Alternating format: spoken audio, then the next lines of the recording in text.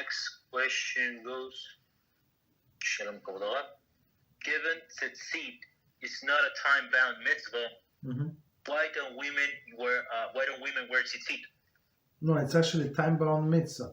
It's a machlok. It's not so simple, because it says that in a Shema, the third paragraph, when we talk about Tzitzis, so we talk about that you have to see it. So you're going to see and you remember, and I have to remind you, not always we have electricity. You understand? So at night you cannot see it. So according to most of the authorities, you're not obligated to wear tzitzis at night, right? And that is why. That is a very interesting reason why you're not obligated to put tzitzis on your blanket, right? Otherwise, a blanket is something like that you cover with, right? And it's four corners. So if you would use the blanket during the day as well, so according to some opinions, it's you would be obligated to put tzitzis there also. You understand? But since the blanket is clothing or covering that you use only at night, so you're not obligated to put tzitzis. Okay, but according to another opinion, and nobody would allow you to say blessing on the tzitzis at night.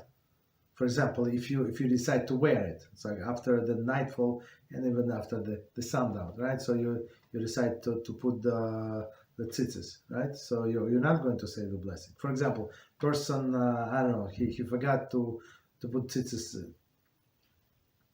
in the morning. He came home after work, this and that. After he ate, took shower, all of these things. But by the time he wants to put tzitzis, it's already too late. He can put it, but without blessing. You understand? So blessing only in the morning. So it is a time-bound mitzvah, yes.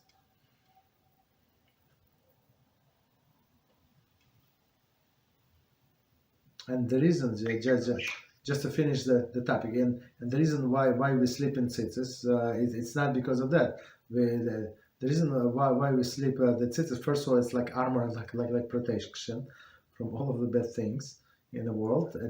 But it's not that. The practical reason it applies mostly in the summer. So summer when the sun is up and you still sleep. Let's say some sunrise, like the time for tzitzis was at 4:30. Let's say in the morning. Let's say, right, and you're not going to get up until 6. Let's say, right. So all of these minutes that you were in tzitzis while sleeping, it's counted as a mitzvah. And it's very good, freebies, right? You go into Shemaim and you have this perfect mitzvah, like many. Of course, they're not big achievements, but still, for every minute, like over the years, they collected a lot of mitzvahs. So that's why smart people actually sleep in tzitzis. And once you get used to it during the summer, you do it the same in the winter. Doesn't matter.